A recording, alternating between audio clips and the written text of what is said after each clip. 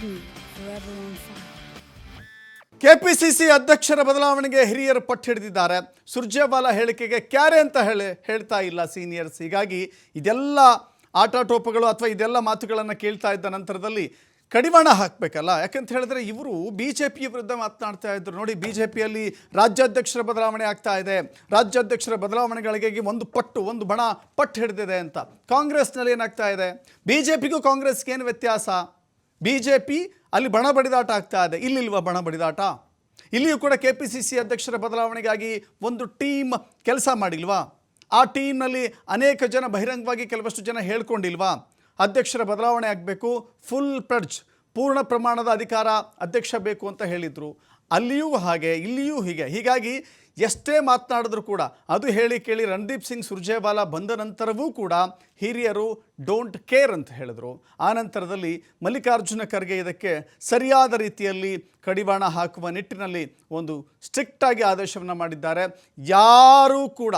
ಯಾರೂ ಕೂಡ ಮುಂದೆ ಈ ಅಧ್ಯಕ್ಷರ ಬದಲಾವಣೆ ವಿಚಾರಕ್ಕೆ ಸಂಬಂಧಪಟ್ಟಂತೆ ಮಾತನಾಡಕೂಡದು, ಏನಿದ್ರು ಪಕ್ಷದ ವೇದಿಕೆಯಲ್ಲಿ ಚರ್ಚೆ ಮಾಡೋಣ ಅಂತ ಹೇಳಿದರು. ಸೊ ಹೀಗಾಗಿ ಮಲ್ಲಿಕಾರ್ಜುನ ಖರ್ಗೆ ಅವರು ಒಂದು ಹುಕುಂ ಹೊರಡಿಸಿದ ನಂತರದಲ್ಲಿ ಈಗ ಅವರು ಸೈಲೆಂಟ್ ಆಗಿದ್ದಾರೆ. ಯಾವ ರೀತಿಯ ಮಾತುಗಳನ್ನು ಕೂಡ ಆಡ್ತಾ ಇಲ್ಲ. ಅಲ್ಲಿಗೆ ಮಲ್ಲಿಕಾರ್ಜುನ ಖರ್ಗೆ ಅವರ ಬಳಸಿದಂಥ ಅಸ್ತ್ರ ಇಲ್ಲಿ ವರ್ಕೌಟ್ ಆಗಿದೆ. ಇದು ತಾತ್ಕಾಲಿಕವಾ ಅಥವಾ ಶಾಶ್ವತವಾ ಅನ್ನೋ ಪ್ರಶ್ನೆ ಮೂಡುತ್ತೆ. ಯಾಕಂತ ಹೇಳಿದ್ರೆ ಸದ್ಯಕ್ಕಿರುವಂಥ ಅಧ್ಯಕ್ಷರ ಬದಲಾವಣೆಯ ಕೂಗಿದೆಯಲ್ಲ, ಇದು ಇಲ್ಲಿಗೆ ನಿಲ್ಲುವ ಲಕ್ಷಣಗಳಿಲ್ಲ. ಡಿ ಕೆ ಶಿವಕುಮಾರ್ ಅವರನ್ನು ಬದಲಾವಣೆ ಮಾಡಬೇಕೆನ್ನುವ ಬಹಳ ದೊಡ್ಡ ಮಟ್ಟದ, ಅದು ಕೂಡ ಸಚಿವರೇ ಮಾತನಾಡ್ತಾ ಇದ್ದಾರೆ. ಬಾಯಿಗೆ ಬೀಗ ಹಾಕಲಿಕ್ಕೆ ಏನೇ ಪ್ರಯತ್ನ ಮಾಡಿದ್ರು ಕೂಡ ಆಗಿರಲಿಲ್ಲ. ಇದೀಗ ಮಲ್ಲಿಕಾರ್ಜುನ ಖರ್ಗೆ ಅವರ ಮಾತಿಗೆ ಸುಮ್ಮನಾಗಿದ್ದಾರೆ. ಮಾತಿನ ವೇಳೆ ವಿವೇಚನೆ ಬಳಸಿ ಅಂತ ಹೇಳಿದ್ದಾರೆ ಮಲ್ಲಿಕಾರ್ಜುನ ಖರ್ಗೆ ಅವರು. ಎಲ್ಲರೂ ಇದನ್ನು ಅರ್ಥ ಮಾಡ್ಕೊಳ್ಬೇಕು ಅಂತ ಹೇಳಿ ಮತ್ತೊಮ್ಮೆ ಇವತ್ತು ಪ್ರಿಯಾಂಕ್ ಖರ್ಗೆ ಕೂಡ ಮಾತನಾಡಿದ್ದಾರೆ. ಮತ್ತೊಂದು ಕಡೆ ನಾನೇನು ಮಾತನಾಡೋದಿಲ್ಲಪ್ಪ, ಮಲ್ಲಿಕಾರ್ಜುನ ಖರ್ಗೆ ಅವರು ಆದೇಶ ಮಾಡಿದ್ದಾರೆ, ಹೀಗಾಗಿ ಈ ವಿಚಾರವನ್ನು ನಾನು ಮಾತನಾಡೋದಿಲ್ಲ ಅಂತ ಹೇಳಿ ಖುದ್ದು ಡಿ ಕೆ ಶಿವಕುಮಾರ್ ಕೂಡ ಅದರಿಂದ ಜಾರ್ಕೊಂಡಿದ್ದಾರೆ.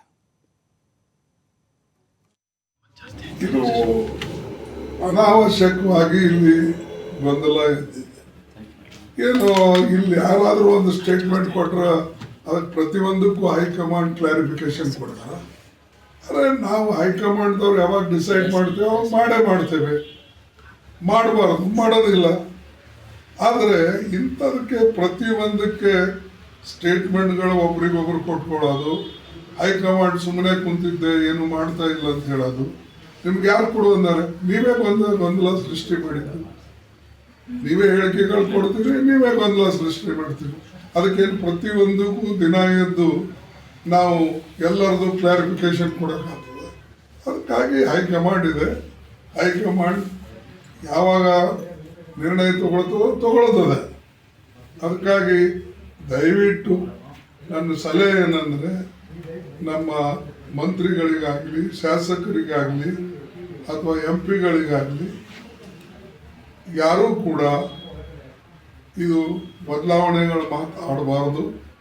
ಮತ್ತು ಸ್ಥಿರ ಸರ್ಕಾರಕ್ಕೆ ನಾವು ಇನ್ನೂ ಗಟ್ಟಿ ಮಾಡಬೇಕೇ ಹೊರತಾಗಿ ಅದನ್ನು ಅಲುಗಾಡಿಸ್ತಕ್ಕಂಥದ್ದು ಅಥವಾ ಸಂಘಟನೆ ಈಗ ಮಜಬೂತ್ ಇದೆ, ಅದಕ್ಕೆ ಇನ್ನೂ ವೀಕ್ ಮಾಡೋದು. ಎಸಿಸಿ ವರಿಷ್ಠರು ಮಲ್ಲಿಕಾರ್ಜುನ ಖರ್ಗೆಜಿಯವರು ಅವರು ಹೇಳಿರೋ ಮಾತು 100ಕ್ಕೆ 100 ಸರಿಯಾಗಿದೆ. ಎಲ್ಲರೂ ಅದನ್ನು ಪರಿಪಾಲನೆ ಮಾಡಿ ಶಿಸ್ತಿನಿಂದ ಪಕ್ಷನ ಸಂಘಟನೆ ಮಾಡಬೇಕು. ಸರ್ಕಾರ ಒಳ್ಳೆಯ ಹೆಸರು ತರೋ ರೀತಿ ಕೆಲಸ ಮಾಡಬೇಕು. ಎಸಿಸಿ ವರಿಷ್ಠರು ಮಲ್ಲಿಕಾರ್ಜುನ ಖರ್ಗೆಜಿಯವರು ಅವರು ಹೇಳಿರೋ ಮಾತು 100ಕ್ಕೆ 100 ಸರಿಯಾಗಿದೆ. ಎಲ್ಲರೂ ಅದನ್ನು ಪರಿಪಾಲನೆ ಮಾಡಿ ಶಿಸ್ತಿನಿಂದ ಪಕ್ಷನ ಸಂಘಟನೆ ಮಾಡಬೇಕು. ಸರ್ಕಾರ ಒಳ್ಳೆಯ ಹೆಸರು ತರೋ ರೀತಿ ಕೆಲಸ ಮಾಡಬೇಕು. ನಮಗೇನು ಜವಾಬ್ದಾರಿ ಕೊಟ್ಟಿದ್ದಾರೆ ಆ ಕೆಲಸ ಮಾಡ್ಕೊಂಡು ಹೋಗಿ ಅಂತ. ಇದನ್ನು ನಾನು ಅಧ್ಯಕ್ಷರು ಏನು ನಮ್ಮ ರಾಷ್ಟ್ರೀಯ ಅಧ್ಯಕ್ಷರು ಹೇಳಿದ್ದಾರೆ, ನಾನು ಪಾಲನೆ ಮಾಡ್ತೀನಿ, ಬೇರೆಯವರು ಪಾಲನೆ ಮಾಡ್ತಾರೆ. ಇದ್ರ ಬಗ್ಗೆ ಯಾವ ಚರ್ಚೆನೂ ಅವಶ್ಯಕತೆ ಇಲ್ಲ. ಜನ ಏನು ನಮ್ಮ ಮೇಲೆ ವಿಶ್ವಾಸ ಇಟ್ಕೊಂಡಿದ್ದಾರೆ ಅದನ್ನು ನಾವು ಜನರಿಗೆ ಮುಟ್ಟಿಸುವಂಥದ್ದು, ಜನರಿಗೆ ಏನು ನಂಬಿಕೆ ಇದೆ, ಇದು ದೇಶಕ್ಕೆ ಒಂದು ದೊಡ್ಡ ಸಂದೇಶ ಕೊಡುವಂಥ ಕಾರ್ಯಕ್ರಮ ಮಾಡ್ತಾ ಇದ್ದೀವಿ. ಅದರಲ್ಲಿ ನಾವು ನಿರಂತರವಾಗಿ ಇರ್ತೀವಿ. ನಮಗೇನು ಜವಾಬ್ದಾರಿ ಕೊಟ್ಟಿದ್ದಾರೆ ಆ ಕೆಲಸ ಮಾಡ್ಕೊಂಡು ಹೋಗಿ ಅಂತ. ಇದನ್ನು ನಾನು ಅಧ್ಯಕ್ಷರು ಏನು ನಮ್ಮ ರಾಷ್ಟ್ರೀಯ ಅಧ್ಯಕ್ಷರು ಹೇಳಿದ್ದಾರೆ, ನಾನು ಪಾಲನೆ ಮಾಡ್ತೀನಿ, ಬೇರೆಯವರು ಪಾಲನೆ ಮಾಡ್ತಾರೆ. ಇದ್ರ ಬಗ್ಗೆ ಯಾವ ಚರ್ಚೆನೂ ಅವಶ್ಯಕತೆ ಇಲ್ಲ.